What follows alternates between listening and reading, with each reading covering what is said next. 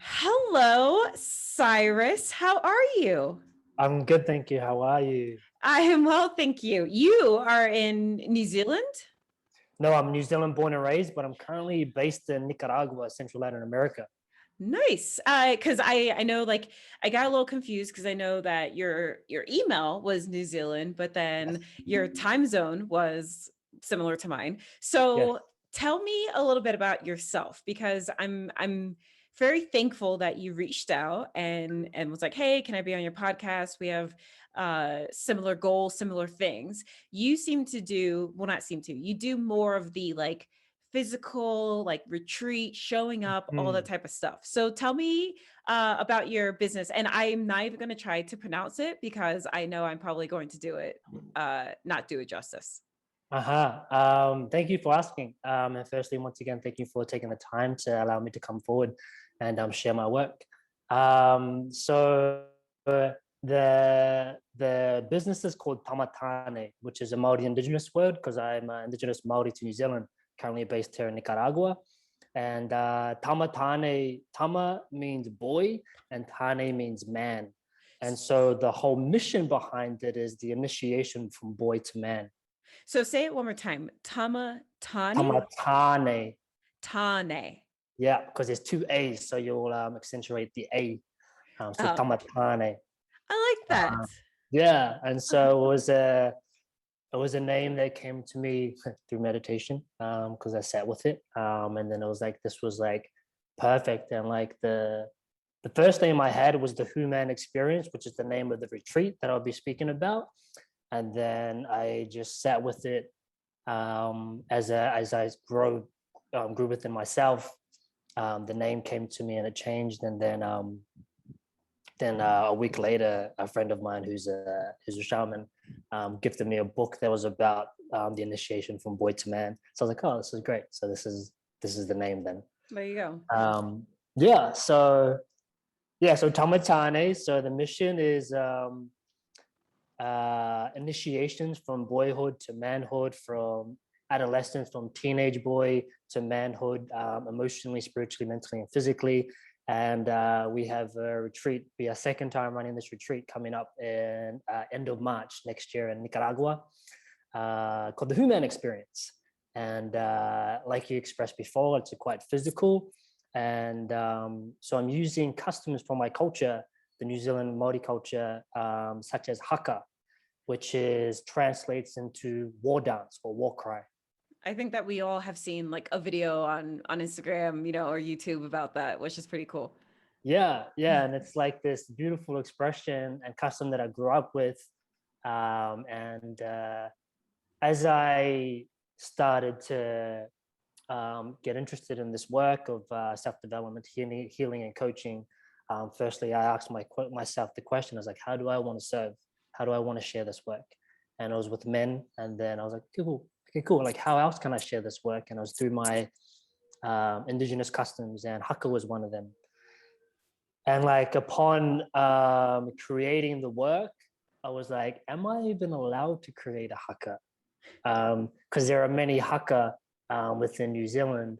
And so I asked my uncle and I asked my older brother, and they're like, yeah, you can make one. And so I sat with this for like 3 days in meditation, and then it came to me, this haka.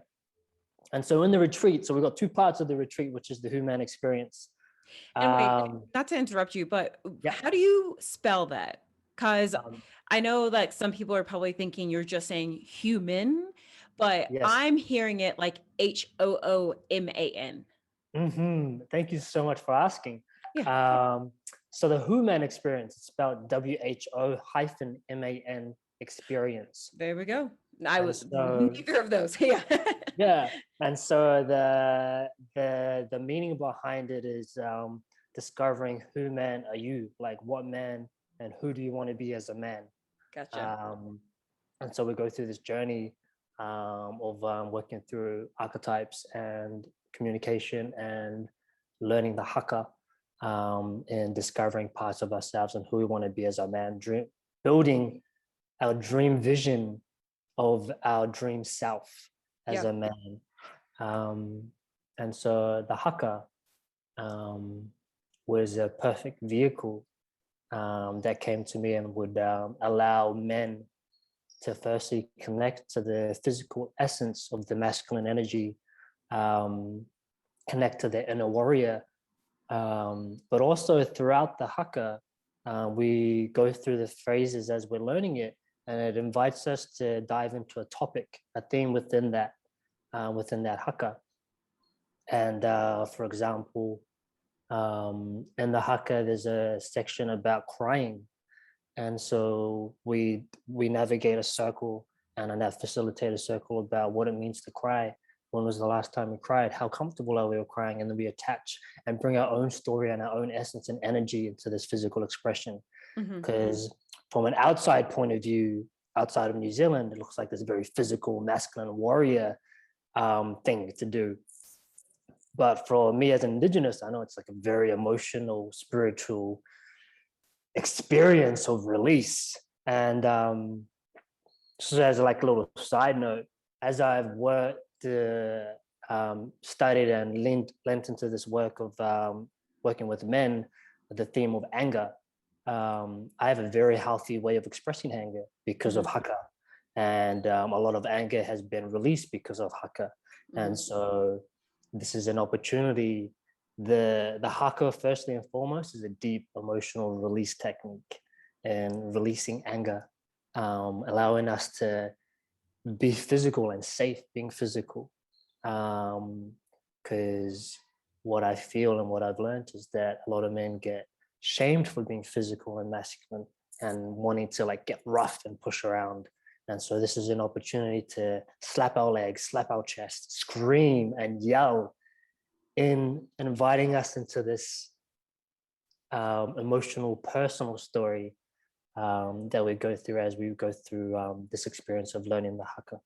Do you think that men, when what you just said, like men get shamed for getting like that physical like anger, do you think that it's because a lot of men don't learn how to healthily express anger, and it usually comes out in like some reactionary way, like fighting or whatever, like, do you think that's the root of that?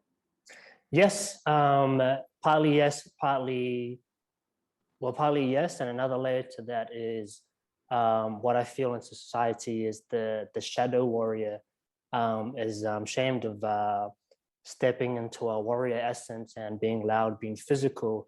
And boys, as a young boy growing up, for most boys, is they like to get rough and get physical. And then when we step into maybe tapping into a warrior of learning martial arts, we also get told like, oh, you can't use that.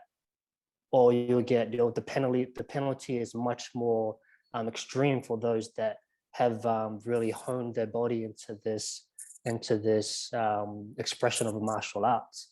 And so what I feel is, yes, is that as men, we're not given safe ways to fully explore and express anger, whether it be through voice or through physical expression. And because back in the day, in the ancient times, it was like, cool, if you had a quarrel with another man, like, cool, let's just go fight it out. Yeah. And then that's it, and then it's settled. And then you'll move on. And so, yes, in today's age, is that men don't have the opportunity to safely express the physical nature of the masculine energy and anger. And so this is like why this work is so passionate for me, and how valuable haka is, and this deep emotional release that it brings upon. So how did you even, because I doubt that you were like a 7-year-old being like, man, one day I want to work with men to release anger. Like, so how did you get here? Is there any origin story for you that before the meditation of the name and everything? Yes. So for me, firstly, like where it started was when I first started doing my own deep emotional work and trauma work, my own emotional work, and also noticing my self-awareness of my connection with men with males. And what I felt from my experience is bringing that safety and connection with other men, and bringing curiosity and exploration to young boys when I would teach, or be in the presence of a young boy with that exploration of play. And so part of my journey was I was deciding, do I want to be a life coach? Do I want to be a self-development coach? And I didn't quite resonate. And so I was like, what do I really like? Do I feel is in alignment for me? And that led me to a 2-year diploma of energy healing. And so throughout that energy healing 2-year course, I was like, how do I want to share this work? And it was with men. And then that's where it kind of spiraled and started to expand into how I want to serve and work with men. And so that was like 6 years ago, 7 years ago. And so I've just been talking about my dreams and visions with other men and starting to create ideas on how I want to work with men over the last 5-6 years. And then the last year and a half, it's started to come to fruition on taking action and sharing it.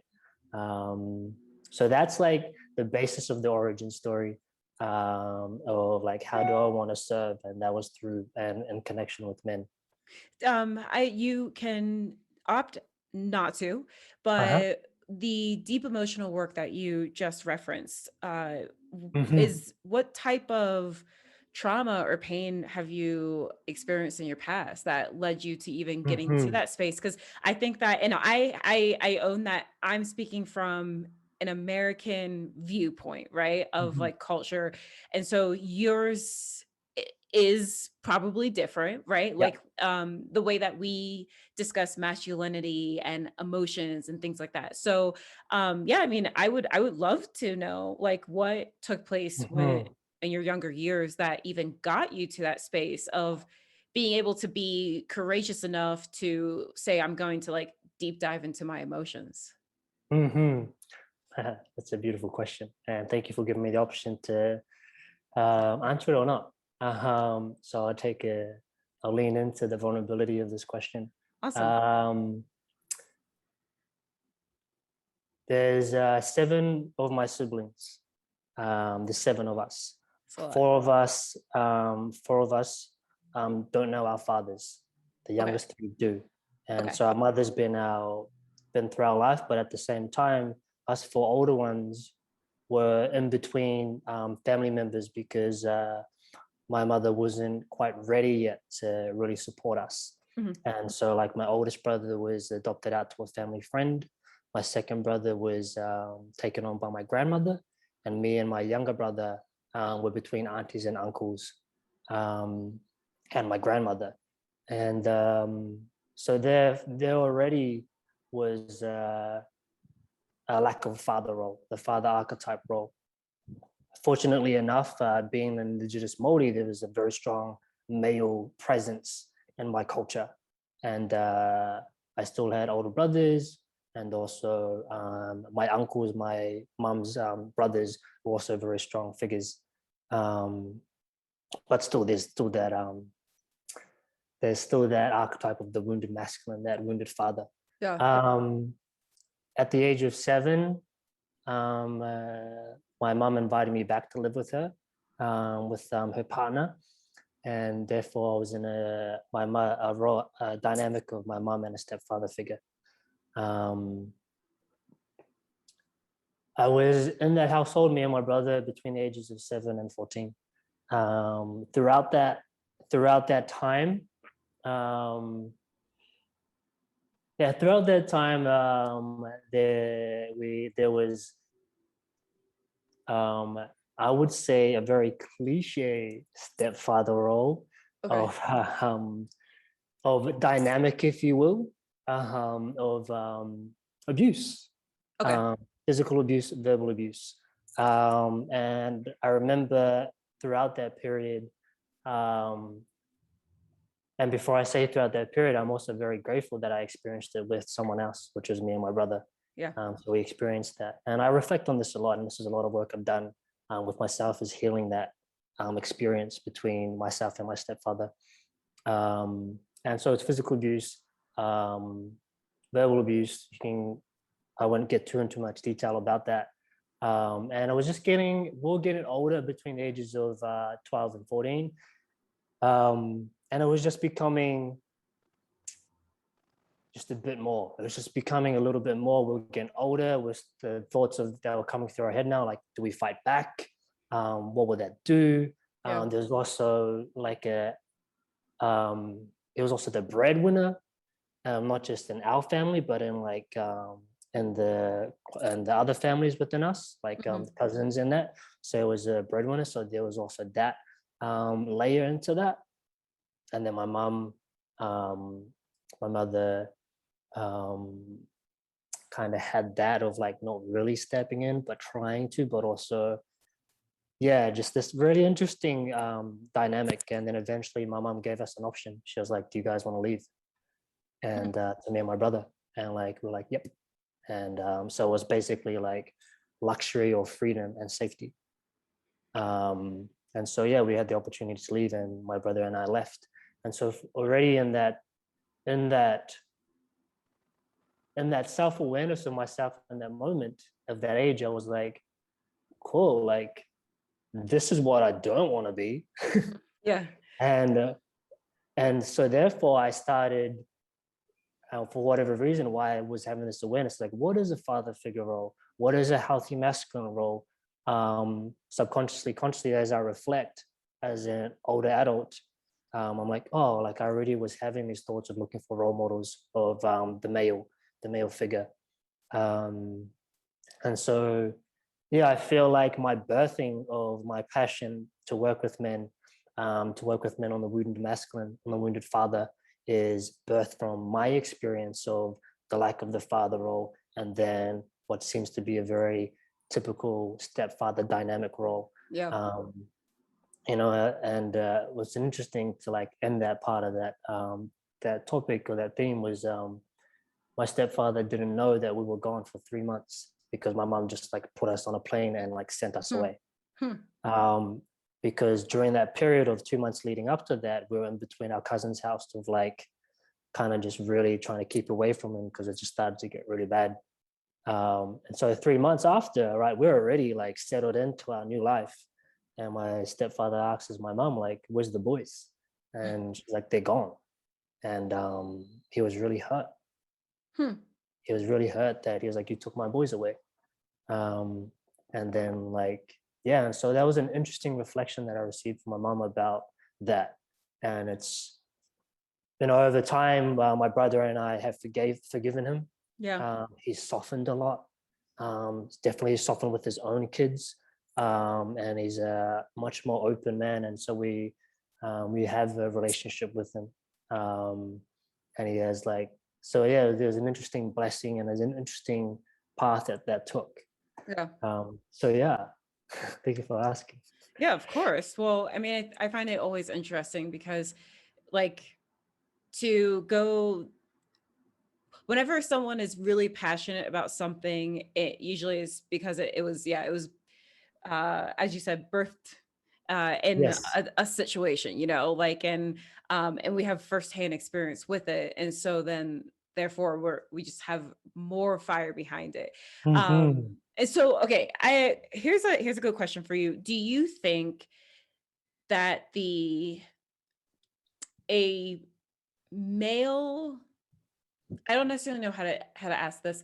Do you think a male and or masculine community for men is really necessary, or do you think that um there's too much emphasis placed on it? Because like I know that you'll always hear, especially here, people will be like, oh, he needs a boys weekend, like things like that, right?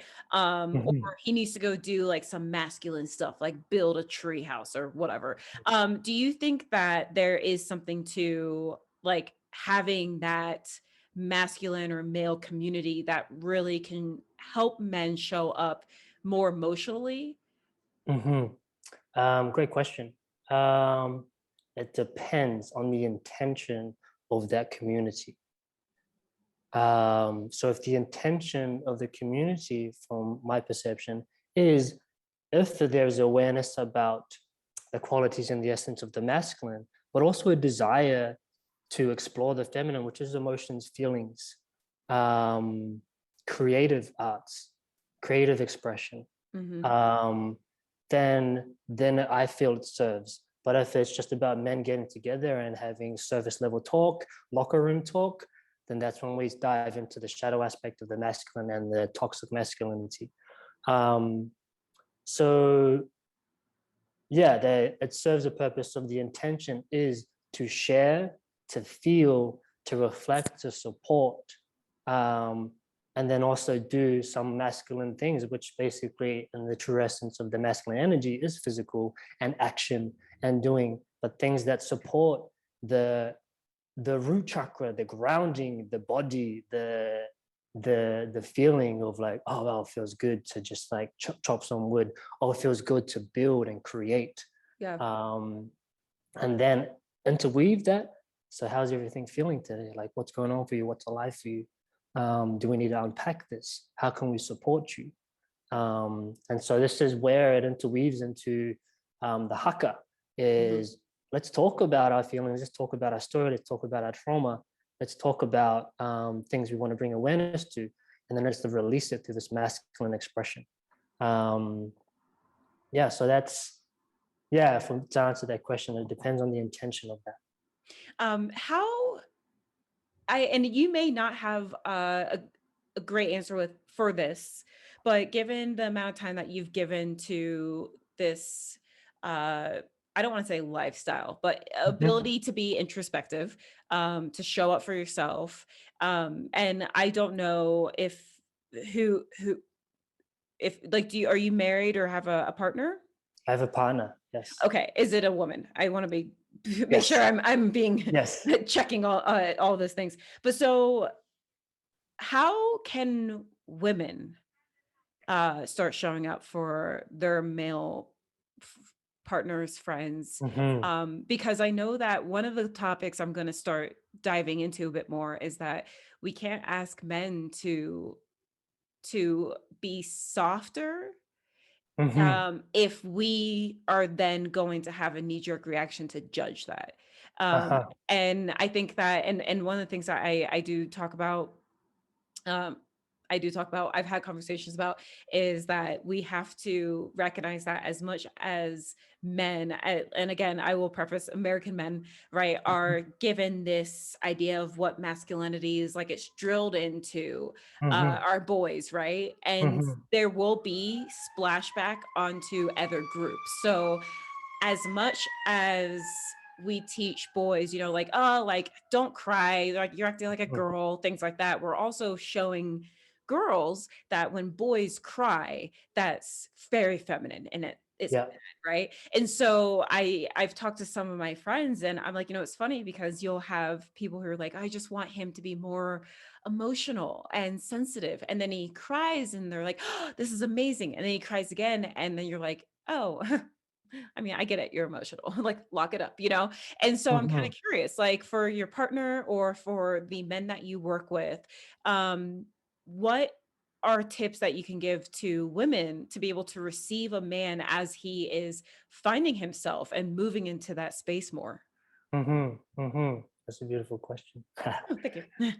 Um, for me, firstly, is both men and women in partnership understanding what their masculine qualities are and their feminine qualities are. Hmm. Firstly and foremost, because with awareness comes choice. And so, for example, if the woman wears the pants in the relationship and is the action, the go-getter, the doer, um, it's finding opportunities for the man to firstly feel comfortable in his masculine, therefore creating a safe container for him as a man, therefore feeling safe to share about what's happening. So it's creating psychological safety with the masculine, um, for allow them to, cool, I feel safe as a man. And this is where um, creating men's circles allows them to like, cool, I feel safe in my masculine, firstly and foremost, Yeah. and safe with other men who feel safe in their masculine. Okay, cool, I can let my guard down. Then I can share.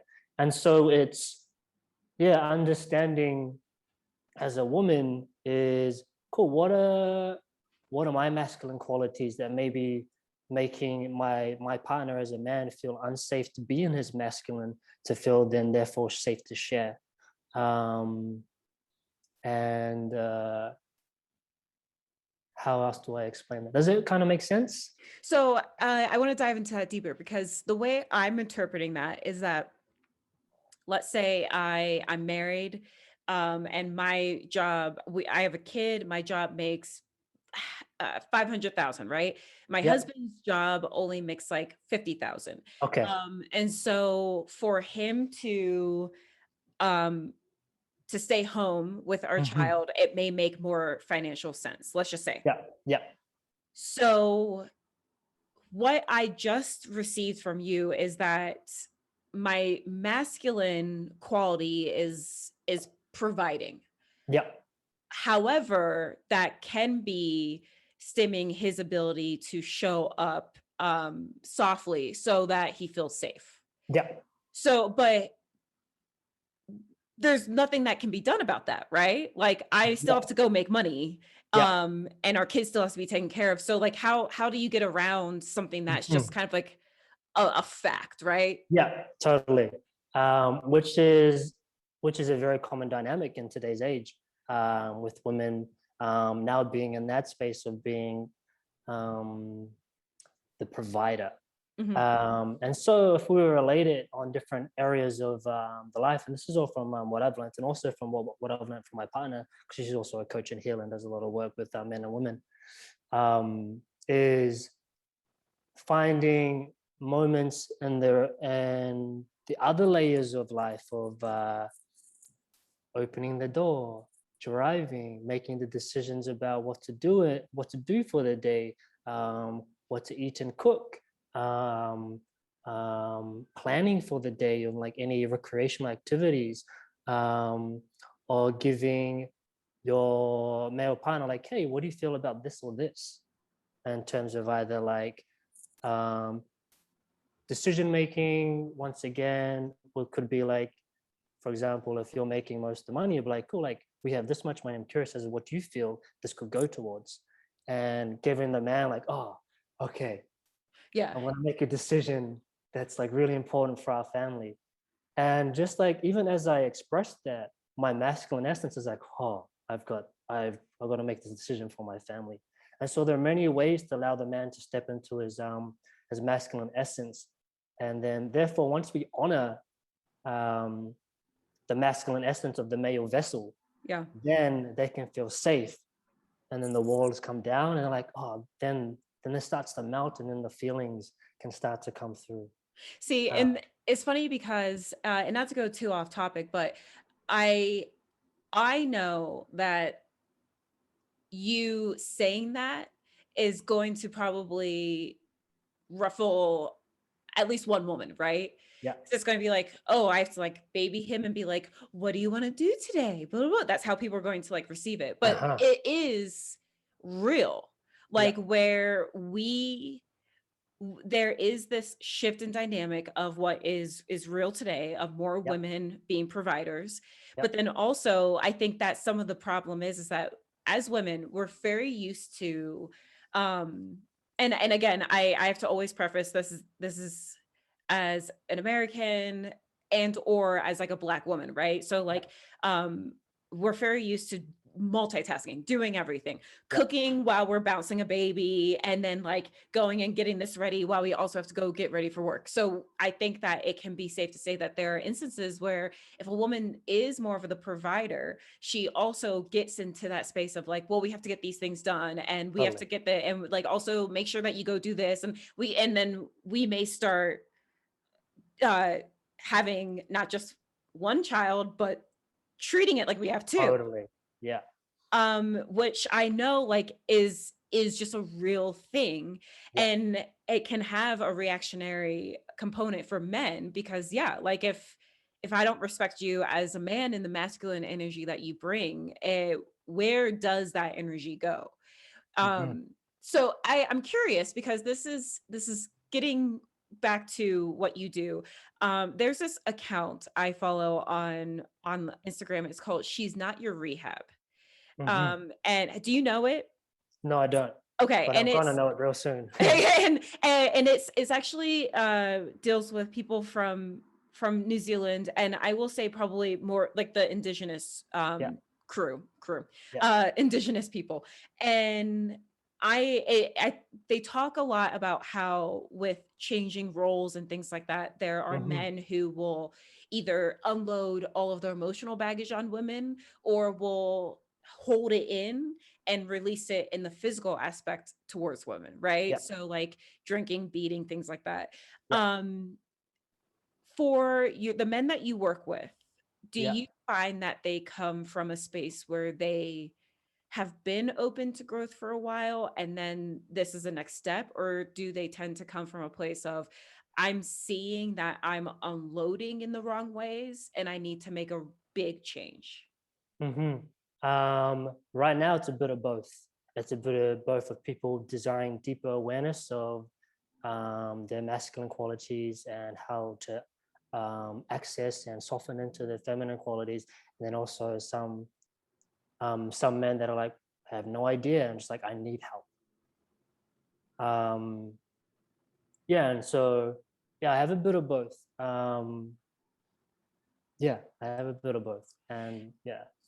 I I mean, because we were just like us talking about those energies, it was making me think about like, if you do kind of suppress that masculine energy for a man, where does it come out? And I think that we very often see it come out in sometimes volatile or unhealthy ways in terms of addiction or Yes. violence or things like that. And I'm a really big believer, because I know that when I started prefacing, oh, I work with men, Yeah. I had people who were like, why work with men? Like women need like help too and whatnot. And I'm like, I have a really, really firm belief that if we have healthier men, we have a safer world. Like Hmm. if I want to make sure I walk down the street and I'm safer, that starts with men who need to seek power or this or that or Yes. react in violent ways. But like the majority of people don't come out the womb, you know, like that, you know, Yeah. like and I think that there Totally. is something about the fact that we do kind of ask men to suppress. And I'm not, I don't know enough about it, so I won't say we ask men to suppress the masculine thing, but I do know that in today, um, there's this pendulum swing from, we sometimes will infantilize men, right? Where we like, we treat, I can't say we our husbands, I've never been married, but we'll take over things and we'll be like, you have to go do this, you have to, right? Like we will sometimes treat men Yeah. um like they cannot take care of themselves. And Yeah. then now we're in this space of, you need to be held accountable, you should know x x x x x. But Hmm. I think that there's that space of like, well, yes, we can't keep doing for men, and men do need to be held accountable, but like we've been doing so much, it's almost like asking a kid that has never cooked pancakes, that Yeah. we always cook pancakes for them, and then one day we're like, you know what, you're 10, you should know how to cook pancakes, go do it. Totally. Yeah. Like, so I mean, I'm kind of curious, what are your thoughts on, like, do you see that in the men that you work with? Do you see it in your culture, in your environment? Hmm. um yeah. Yeah. Hmm. Yeah. There's a couple layers to that that I would like to answer to.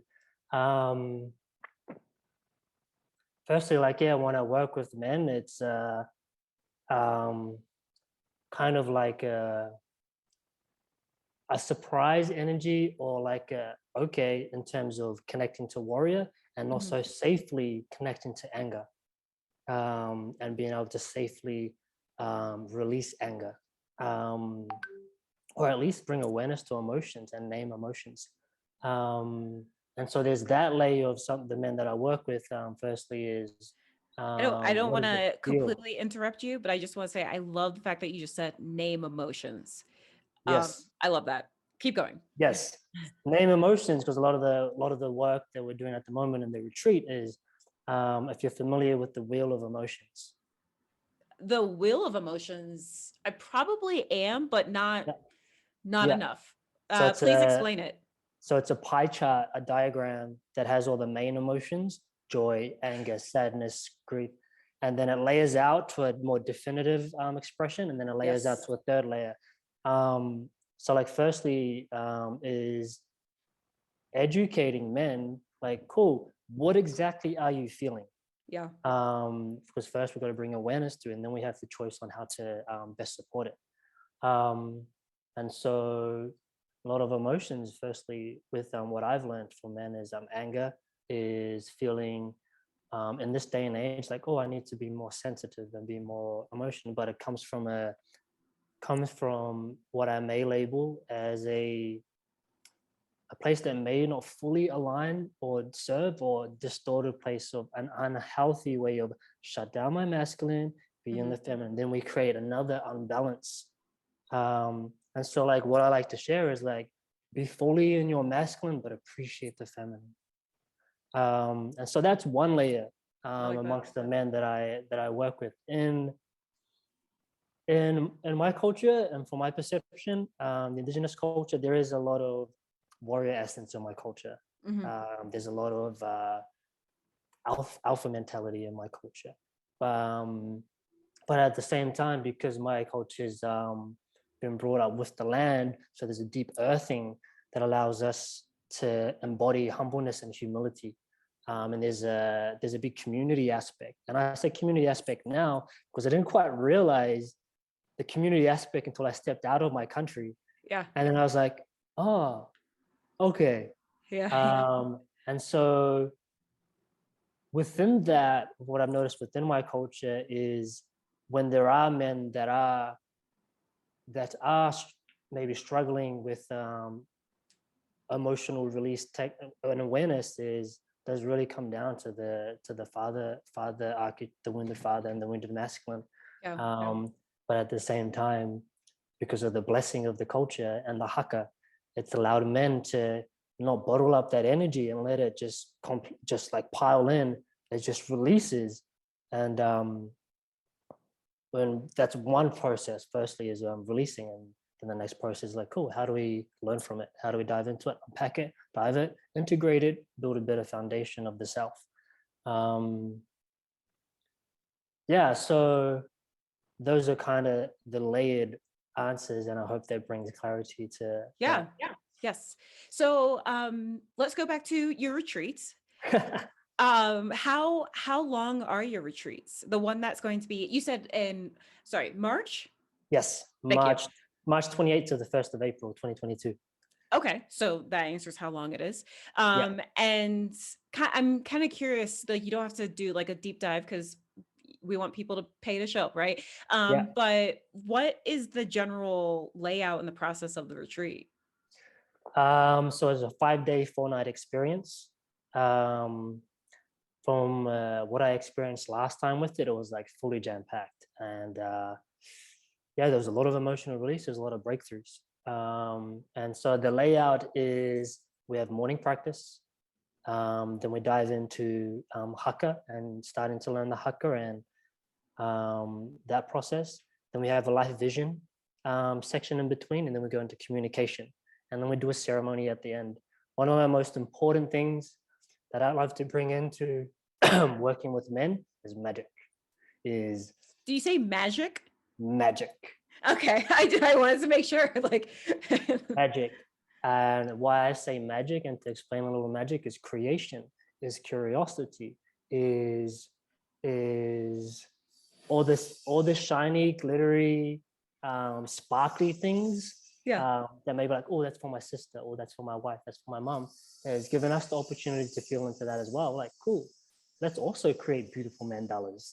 Let's also create beautiful experiences and environments that we can also invite our feminine into to share. yeah. And so we do a different ceremony every night. From like cacao ceremony, we do a sacred rage ceremony, we do a life vision ceremony, and we also do a grandfather fire offering ceremony. Yeah, and so we do a grandfather fire ceremony, offering ceremony for alchemy. to alchemize anything that we want to give and release through the power of fire. And so magic is really important, bringing in the magic of into the masculine world. And so to like recap, a big part of it first is emotional release techniques, which is haka and meditation and guided movement. And then we move into how to communicate safely with advanced communication and authentic relating techniques to allow us to name our emotions, share them safely, ask for our needs on how to support ourselves, and also to hear and listen to other, whether it be friends or partners. I like that. I like that. And I'm glad that you explained that, because the minute you said magic, I'm thinking like the, like, you know, bunny out of a hat, coin behind the ear. Like, that's how I was like, oh, magic. You do a whole magic show at the end. I think that's so awesome. And I think that I think I'm going to have to do a part 2 with you, because I'm very curious about the grounding that you talk about, and some of the releasing that you talk about. Obviously, I get the general idea, but I'm kind of curious also about how you can communicate it for people who either can't get to your retreat, can't afford it yet, things like that. I would love to be able to bring individual people things to either practice or just think about. Because the first step to growth is just having the initial thought of like, maybe, right?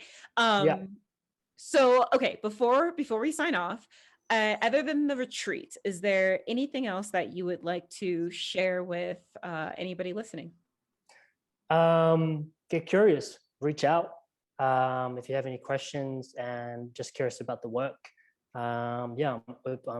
this is my life's mission, to share work about transformation with men and with women, because I work with women as well on the wounded masculine, the wounded father, and also I also refer on my men to also my partner, which it's also important to work with both to heal both parts. So get curious, reach out. Also, if looking for any other podcasts that desire and want to get curious and hear the story of the work and myself, I'd love to jump on and just connect. And that's about it. It's just, I'd just love to connect more and share this work more. Awesome. You'll have to come out to Colorado. We'll have to do a retreat together in the mountains, in the snow or something. So thank you so much for bringing something different to everybody that's listening. I know that everybody is intrigued with the Haka and indigenous culture and things like that, because it's something really far away from what we get to experience in the day-to-day. So thank you so much for bringing that, and I really appreciate it and value this conversation. Beautiful. Thank you so much for being open and willing to have me on. And I really, really, really appreciate it. It means a lot. Of course. So I really enjoyed this conversation too. For everybody who is listening, you will be able to find Cyrus's retreat, website link, social media, all that fun stuff, not only here on the podcast page, but also on when I promote him on my Instagram, everything like that. So check him out. If you live in Nicaragua. Thank you. My mouth is refusing to do it. Definitely check Cyrus out, because he is right in your neck of the woods. I don't know how big Nicaragua is, but he's there. So thank you, and thank you. Thank you so much.